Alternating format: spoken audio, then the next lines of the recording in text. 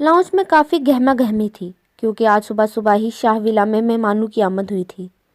ریشم اور نور کے اپنے پوری فیملی سمیت تشریف لانے والے تھے تو وہ دونوں ہی کب سے ان کی خاطر مدارت میں لگی ہوئی تھی۔ سب نے خوش دلی سے ان کا استقبال کیا تھا، لیکن ودید بن بلائے مہمانوں کی آمد پر صحیح معنوں میں تپا ہوا تھا، جبکہ بازف، وردان، سمانہ یہ تینوں ہی نہایت گرم جوشی سے ملے تھے۔ سب مہمانوں سے باقی شہرام، مناہل، ایرا اور ماہ پیکر ویسے ہی گھر پر موجود نہیں تھے۔ ناشتہ خوشگوار ماحول میں کیا گیا تھا۔ اس کے بعد سب مرد لاؤنج میں جمع ہو گئے تھے۔ عورتوں نے دوپہر کے کھانے کی تیاری کرنے کے لیے کچن کا رخ کر لیا تھا اور ینگ پارٹی کو گارڈن میں ڈیرے ڈالنے پڑے تھے۔ ابھی سب مرد حضرات سر جوڑے کسی مسئلے پر محو گفتگو تھے جب وردان نے جھجکتے ہوئے دروازے پر ہلکی سی دستک دیتے ان کی توجہ اپنی جانب کروائی تھی۔ بڑے پاپا۔ جب وردان نے سب کی نگاہ کا مرکز خود کو پایا تو آہستہ سے شاہ کو مخاطب کرتے باہر آنے کا اشارہ کیا تھا۔ شاہ بھی اپنی جگہ سے اٹھتے اس کے پیچھے ہو لیا۔ لاؤنج سے نکلنے کے بعد وردان لاؤنج سے کچھ فاصلے پر بنی راہداری کی جانب ہو لیا۔ شاہ بھی اس کے قدموں کی پیروی کرنے لگا۔ راہداری کے آخر میں گرل لگا کر اس پر چنبیلی کے پودوں کی بیل سجائی گئی تھی۔ وردان راہداری کے آخر میں جا کر رک گیا۔ شاہ نے ایک طرف بنے پلر سے اپنی پیٹ لگاتے سگریٹ سلگائی اور پھر سگریٹ کا دھواں خود میں اتارتے اس سے بولنے کا منتظر تھا۔ کہیں پڑھا تھا میں نے کہ جب انسان اندر سے ٹوٹ جائے تو وہ باہر سے خود پر چپ کا خول چڑھا لیتا ہے، مگر میرا ماننا ہے کہ چپ ٹوٹے ہوئے کو مزید توڑ دیتی ہے۔ اگر خود کو اندر نکال باہر کرنے پر تمہیں الفاظوں کی قلت محسوس ہو رہی ہو تو تم خاموش رہو۔ شاہ خاموشیوں کی زبان سمجھنے والوں میں سے ہے۔ میں نے وہ سب سنا جو تمہاری خاموشی نے چیخ چیخ کر مجھے بتایا۔ سگریٹ کا ایک گہرا کش بھر کر زہریلا دھواں اپنے اندر تک اتارتے شاہ نے اسے سرتا پیر دیکھتے سکون بھرے لہجے میں کہا تھا۔ وردان کچھ حیرت زدہ ہوا تو کیا شاہ نے اس کی آنکھوں میں پھیلی ویرانی پڑھ لی؟ یہ سوچ آتے ہی وہ اپنے لب سختی سے بھینچ گیا تھا کیونکہ وہ شاہ کے سامنے کمزور نہیں پڑنا چاہتا تھا، مگر پھر بھی اس کی آنکھیں بھیگ سی گئیں۔ وہ تیزی سے اس سے رخ موڑ گیا، گویا اپنے آنسو چھپانے کی ناکام سی کوشش کی ہو۔ آپ میرا ایک کام کریں گے؟ آپ پر بوجھ نہیں ڈالنا چاہتا، مگر آپ کے سوا کوئی اس قابل نہیں جسے میں اعتبار کے قابل سمجھ سکوں۔ وہ جان گیا تھا کہ اپنے سامنے موجود اس شخص سے کچھ پردہ نشین نہیں ہے۔ وہ جلد ہی کافی حد تک خود پر قابو پا چکا تھا، تبھی رخ موڑ کر اپنی سرخ آنکھیں شاہ کی سیاہ سحر انگیز آنکھوں میں گاڑے بولا، شاہ کرنے والے کام کرتا ہے، نہ ہونے والے بوجھ اپنے سر نہیں لیتا، اور تمہارے کام میرے لیے بوجھ نہیں ہیں۔ شاہ نے سگریٹ اپنے پاؤں میں مسلتے سے یہ بات باور کروائی تھی کہ اس کی ذات شاہ کے لیے اہمیت کی حامل ہے۔ شاہ کا جواب سن کر وردان کچھ پر اعتماد سا ہوا، تبھی اپنی پینٹ کی پاکٹ میں سے دونوں ہاتھ اڑتے شاہ کے آگے اپنی بات رکھی۔ آپ کی جو کمپنی دبئی میں چل رہی ہے میں اسے اپنے انڈر لینا چاہتا ہوں۔ میں دبئی شفٹ کر رہا ہوں۔ وہاں جاتے ہی نیا بزنس کھولنا اور اسے چلانا مشکل ہے، اس لیے اگر آپ اپنی کمپنی کے شیئر مجھے بانٹ لیں۔ شاہ اس کی بات سن کر عجیب سے طرز سے مسکرایا تھا۔ مطلب بارگاہ عشق میں حاضری دینے کے بعد محبوب سے ملی پہلی دھتکار پر ہی واپس کی لا لے رہے ہو؟ شاہ نے اس کی آنکھوں میں آنکھیں گاڑے سوال داغا تھا، جس پر وردان دانت پیس کر رہ گیا۔ حالانکہ شاہ نے اس پر طنز نہیں کیا تھا، مگر پھر بھی وردان کو شاہ کی یہ بات بہت اندر تک چبھی تھی۔ جس کی ذات سے آپ نے اپنی سانسوں کی دوڑی باندھی ہو، جس کے سر سے ہر قیمتی چیز وار کر پھینکی ہو، جس کے قدموں کی خاک چوم کر ماتھے سے لگائی ہو، کئی سال اس ایک ذات کو پانے کی جستجو میں گزار دیے ہوں، مگر جب آپ ہر مشکل کا سامنا کرتے ہوئے اس منزل پر پہنچیں جو اس اساسہ زندگانی سے ملانے کا واحد ذریعہ ہو، وہاں پہنچ کر بھی سب حاصل ہونے کے بعد اگر وہ قیمتی شخص جس کے صدقے آپ سانسیں بھی وار دیا کرتے ہیں تو وہ خسارہ نہ رہے، ورنہ سینہ چاک کر کے دل نکال لے تو؟ میں نے اپنے قدم پیچھے نہیں لیے اور نہ ہی میں اس کی طرف سے ملی دھتکار پر انا کا خول چڑھا چکا ہوں۔ اس کے پاس سے ہزار درد، تکلیف، اذیت اور دھتکار ملے تو بھی سر آنکھوں پر، مگر اب میں چاہتا ہوں وہ خود سے ایک بار تو میری یہ جانب آئے تاکہ مجھے جلتے دل اور وجود پر کچھ تو ٹھنڈی پھوار پڑے، کچھ لمحے تو سکون مجھے بھی میسر آئے جو مجھے اس پتھر کے صنم سے سر پھوڑنے کا مزید حوصلہ عطا کر سکے۔ اس لیے میں فقط جدائی کا زہر اس کی رگوں میں اتار کر اپنے حصے کی کچھ تڑپ اس کے نام کرنا چاہتا ہوں تاکہ جب درد سے گزرے تو اسے میری تڑپ کا اندازہ ہو۔ اپنی سچائی بیان کرتے اس کی آنکھیں بلا مقصد نم ہوئیں۔ وردان نے چڑھ کر بے دردی سے آنسوں کو رگڑا تھا جو اسے کمزور ظاہر کر رہے تھے۔ اچھا، اتنی خاص ہے وہ کہ اس کے ذکر نے آنکھیں نم کر دی۔ شاہ نے جان کر اسے سلگایا جیسے وہ چاہتا تھا کہ وردان اپنے اندر پلتے ناسور کو لفظوں کے مرہم سے ختم کرے، تب ہی وہ اسے مزید کرید رہا تھا۔ دل ایک فراغت کی ماری شے ہے جسے سوائے عشق کرنے کو دوسرا کوئی مشغلہ درکار نہیں۔ وہ شخص ایسا بھی کوئی خاص نہیں، مگر دل کو اس جہاں خراب میں اس سا عزیز کوئی بھی نہیں۔ بظاہر وہ لفظوں کو دھیمے لہجے میں ادا کرتے خود کو لاپرواہ دکھانا چاہ رہا تھا، مگر اس کی آنکھوں میں نظر آتا قرب اس کے چہرے سے سکون چھین لے گیا تھا۔ جلدی کرو گے تو خالی ہاتھ رہ جاؤ گے، شاہ نے جیسے اسے حقیقت کا تاریک پہلو دکھایا تھا۔ وردان نے ٹھٹک کر کچھ لمحے چاک کے چہرے کو دیکھا جو ایک بار پھر سگریٹ سلگاتے اپنے لبوں میں دبا گیا تھا۔ اتنا انتظار تو کیا ہے، مزید کتنا اپنا صبر کروں گا؟ اس کی راہ میں منتظر دل اگر ساکن ہو گیا تو؟ وردان نے چیختے ہوئے سوال کیا تھا۔ تو شاہ پھر بھی یہی کہے گا کہ دیر سے ملنا نہ ملنے سے بہتر ہے۔ سگریٹ کا گہرا کش بھرتے شاہ نے دھیمے لہجے میں کہا تھا، آپ مجھے کمپنی کے مینیجر کا نمبر بھیج دیجیے گا تاکہ وہاں پہنچ کر میں اس سے رابطہ کر سکوں۔ وہ بات بدلتے تیز لہجے میں بولتا وہاں سے اپنے قدم واپس موڑ گیا تھا۔ میرا کہنا اگر مانو تو ایک بار مزید دستک دے کر دیکھ لو، کہیں ایسا نہ ہو کہ اسے اذیت دینے کے چکر میں اپنے ہجر کی گھڑیاں طویل نہ کر بیٹھو، شاہ نے پیچھے سے ہانک لگاتے کہا تھا۔ وردان رک کر اسے دیکھے گیا، پھر واپس سے اپنے قدم تیزی سے اٹھا کر وہاں سے فرار حاصل کی تھی۔ شاہ وہیں رکے سگریٹ نوشی کرنے لگا تھا۔ جب سگریٹ ختم ہوئی تو بچی ہوئی سگریٹ پاؤں میں مسل کر اپنے قدم واپس لیے شاہ راہداری سے نکلا تو نور کو دیکھا جو شاید لاؤنج میں موجود افراد کو چائے پیش کر کر اب واپس سے کچن کا رخ کر رہی تھی۔ نور کی بھی نظر شاہ پر پڑی تو وہ مسکرائی، مگر شاہ دونوں بازو پھیلا کر اس کی جانب بڑھا تو وہ سٹ پٹا کر تقریباً وہاں سے بھاگتے ہوئے کچن کی طرف گئی تھی۔ شاہ کا قہقہ بلند ہوا،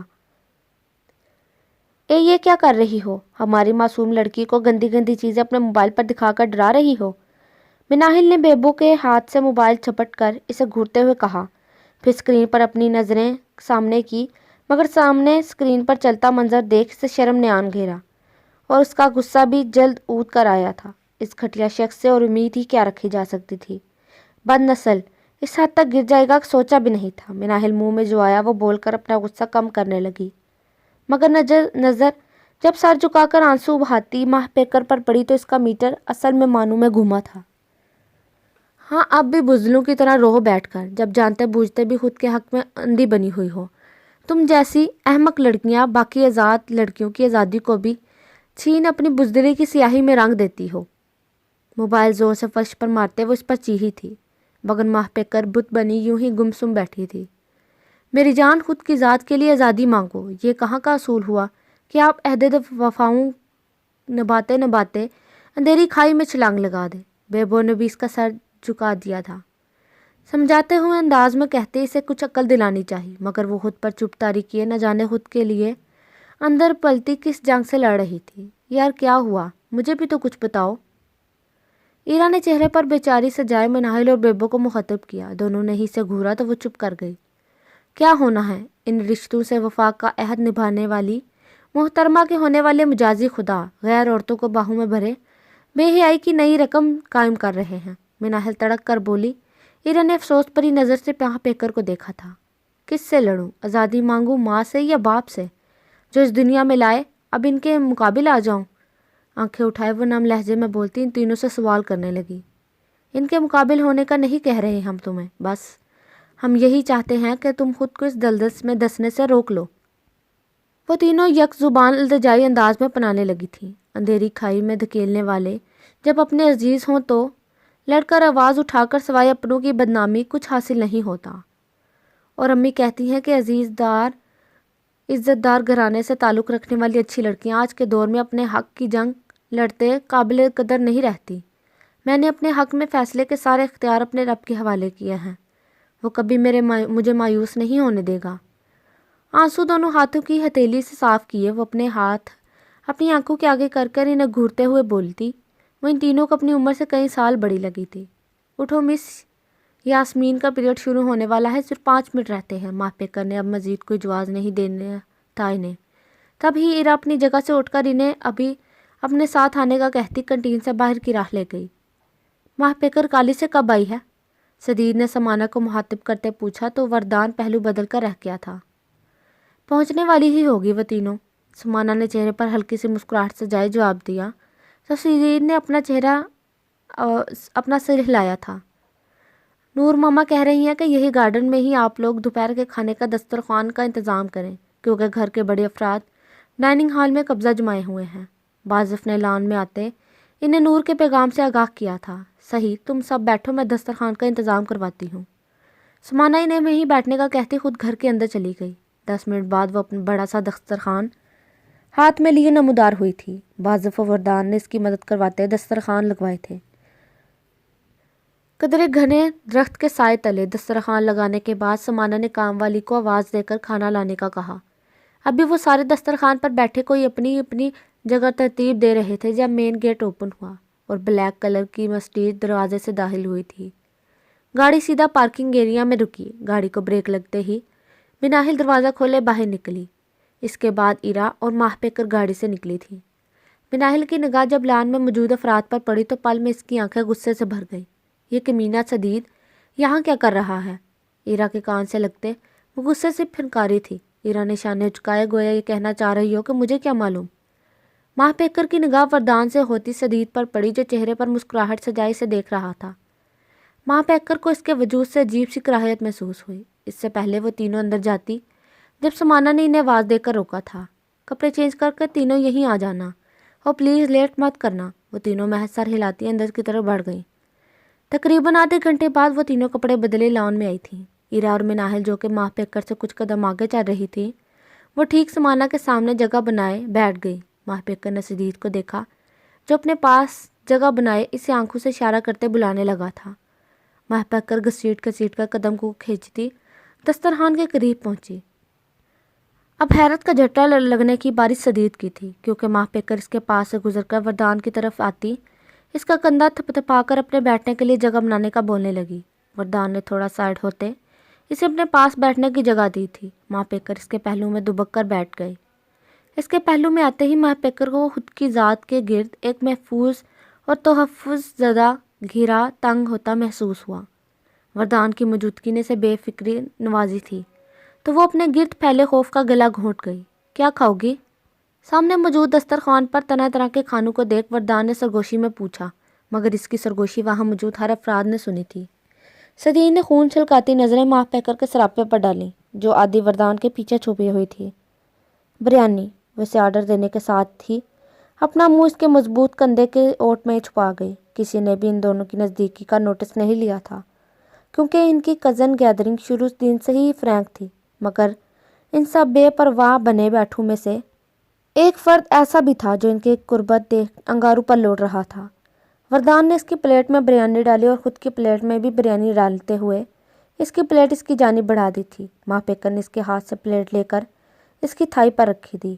وردان نے چونک کر اسے دیکھا تھا، مگر ماہ پیکر کی آنکھوں میں پھیلی نمی دیکھ کر وہ خاموشی اختیار کرتا کھانا کھانے لگا۔ ابھی وہ سب کھانا کھا رہے تھے جب ایک بار پھر سے مین ڈور اوپن ہوا۔ ہیوی بائک اندر داخل ہوئی تھی۔ سب کی نگاہ بائک پر ہی تھی۔ بائک جو پارکنگ ایریا کی طرف جا رہی تھی، اچانک ہی اس کا رخ مڑا اور وہ فل سپیڈ میں چلتی لان کی راہداری میں لگے پودوں کو برباد کرتی سیدھا ان کی جانب آئی تھی۔ وہ سب خوف زدہ سے اپنی جگہ سے اٹھ کر خود کو بچانے کے لیے دسترخوان سے دور ہوئے۔ بائک ٹھیک دسترخوان کے پاس آ کر رک گئی۔ سب نے بائک پر سوار کو گھورا جو بھی انہیں کچلنے لگا تھا۔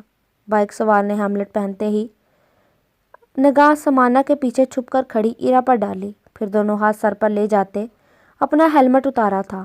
جب اس کا ہیلمٹ اترا تو سب نے اسے خونخوار نگاہوں سے گھورا تھا جو اپنے ایڈونچر کے چکر میں انہیں کچلنے لگا تھا۔ تمیز سے تمہیں چھو کر بھی نہیں گزری، ایڈیٹ، ابھی تمہاری وجہ سے ہم مرنے والے تھے۔ سدید کے پہلو میں کھڑی اس کی بہن بلند غصے سے بھری آواز میں پھنکاری تھی۔ ودید نے ماتھے پر بکھرے بالوں کو ہٹاتے اس کا سر تا پیر جائزہ لیا۔ تم جیسے زمین کے بوجھ جلد اوپر جلد واپسی کر جائیں، اسی میں ہی بھلائی ہوتی ہے سب کی۔ اپنا حساب برابر کرتے وہ بائک سے اترا تھا اور اندر کی جانب گم ہو گیا۔ ایرا دیر تک اسے جاتا دیکھتی رہی۔ اس کے چہرے پر لگی چوٹ کے گہرے نشانوں نے اسے کافی پریشان کیا تھا۔ سدید کی بہن پیر پٹکتی گھر کے اندر چلی گئی۔ سدید بھی ماہ پیکر کو زہر بھری نظروں سے گھورتا اس کے پیچھے ہی ہو لیا۔ باقی سب بھی بدمزہ ہوتے اپنے اپنے کمرے کا رخ کر گئے تھے۔ کس سے مار کھا کر آئے ہو؟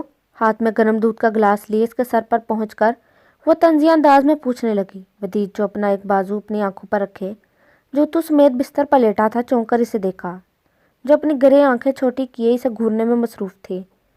کیا کرنے آئی ہو یہاں؟ اٹھ کر بیٹھتے ہوئے اس کے سوال کے بدلے سوال کرنے لگا۔ ایرا نے ہاتھ میں موجود دودھ کا گلاس اسے پکڑایا۔ یہ دینے آئی تھی، گلاس کی جانب اشارہ کرتے کمرے میں آنے کی وجہ بتائی تھی۔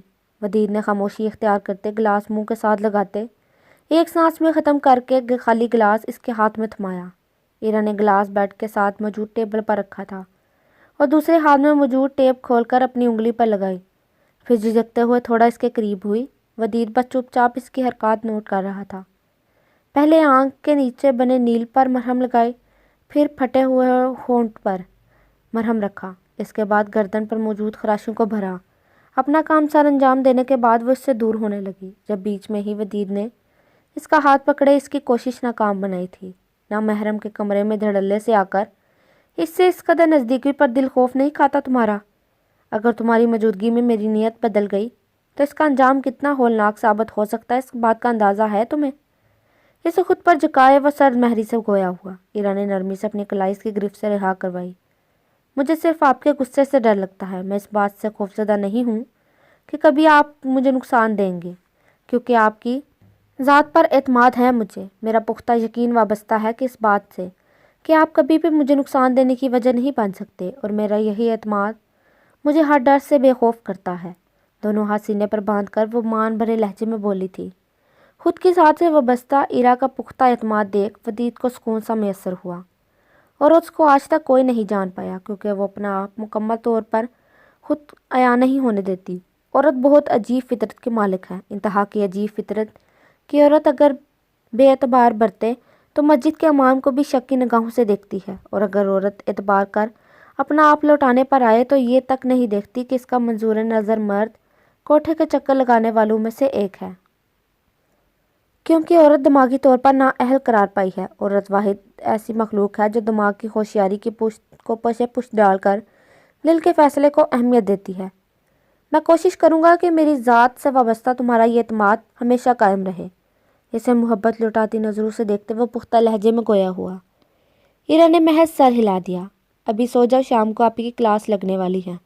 مہم آپی نے آپ پاپا کو شکایت لگائی ہے۔